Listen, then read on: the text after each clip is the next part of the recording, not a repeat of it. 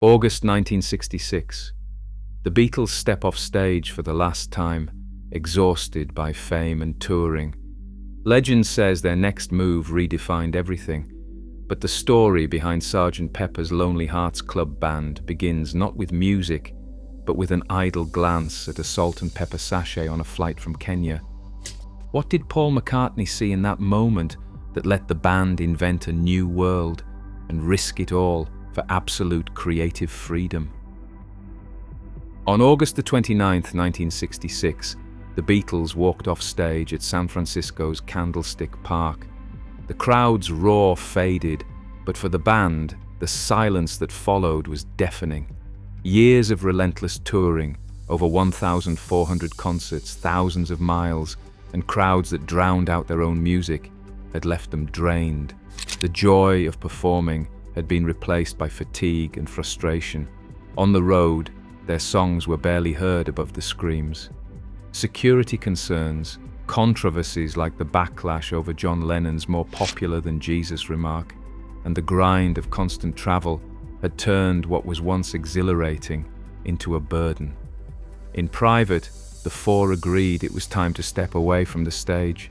No more set lists, no more racing between hotel rooms, no more trying to recreate their evolving sound with just guitars, bass, and drums. The final show in San Francisco was not billed as a farewell, but the band knew it was the end of an era. Ringo Starr later called it the end of touring madness. Back in London, the sense of relief was palpable. Freed from the demands of live performance, the Beatles found themselves with something they had not had in years: time. Time to breathe, to reflect, and to imagine what music could be without the limits of a stage. The group, once defined by their unity on the road, now faced a new question together. What comes next when the world's biggest band steps out of the spotlight? The answer would push them into uncharted territory, where creative freedom and risk awaited. Mid-November 1966. Paul McCartney is aboard a flight from Nairobi to London, returning from a holiday in Kenya with Jane Asher and road manager Mal Evans. As dinner is served, a pair of small condiment packets marked simply S&P catch Paul's eye. Mal asks what they stand for. Paul, always quick with wordplay, riffs on the letters, not just salt and pepper, but Sgt. Pepper.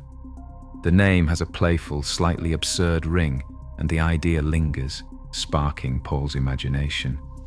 In the cramped cabin with the drone of engines and the aftertaste of months off the road, Paul starts to imagine a band that is not the Beatles at all. What if they could perform as someone else, a group with its own look, its own sound, free from the baggage of Beatlemania?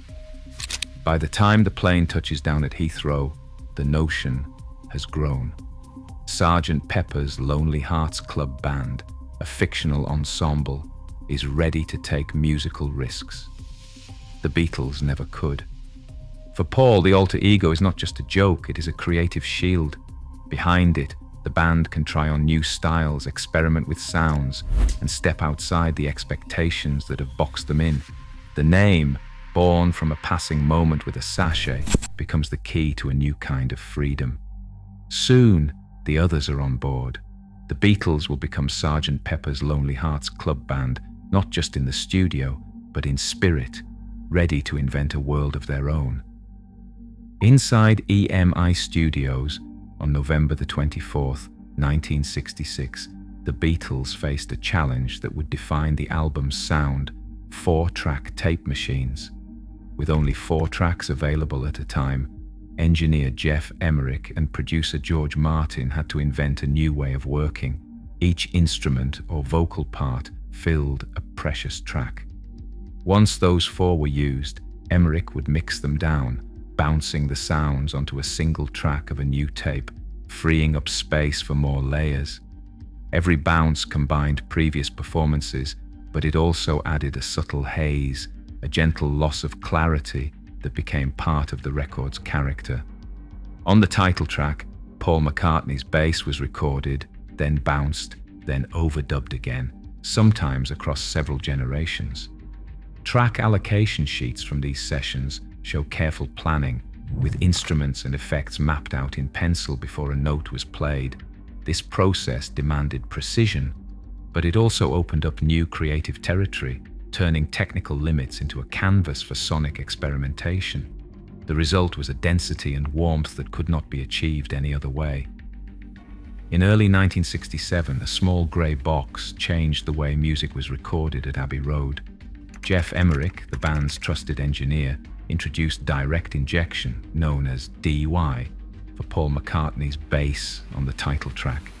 Instead of placing a microphone in front of an amplifier, Emerick connected the bass straight into the mixing console. The result was a crisp, punchy sound that stood out in the dense mix, free from the muffled edges and room noise that came with traditional miking. George Martin, always eager to push boundaries, recognized the clarity and control this approach offered. The DI box, built by EMI engineer Ken Townsend, quickly became a secret weapon, allowing the bass to cut through layers of horns, guitars, and effects. But the innovations did not stop there. Automatic double tracking, known as ADT, let John and Paul's vocals shimmer with a subtle, swirling echo, with no need for tedious manual overdubs. This tape-based trick, another Abbey Road invention, gave the songs an otherworldly texture. With DI and ADT in their toolkit, the Beatles were no longer bound by the usual rules. Each new sound became a building block, setting the stage for the marathon sessions that would soon define the album's character. Night falls over EMI Studios in early February 1967. The Beatles, George Martin and Geoff Emerick settle in for what will become one of their longest, most intense sessions yet. The goal is clear: capture the definitive version of Sgt. Pepper's Lonely Hearts Club Band. Hours blur as instruments are tuned, microphones adjusted, and tape reels loaded. The studio clock ticks past midnight, but the energy inside refuses to drop. Paul's bass lines are layered again and again, each take bounced onto fresh tape, the sound growing richer and the air growing heavier. John and George trade guitar parts, pushing for a sound that feels both raw and theatrical.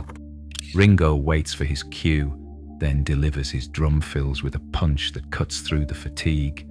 George Martin, perched on his high stool, guides the session with sharp ears and steady hands, calling for retakes and tweaks.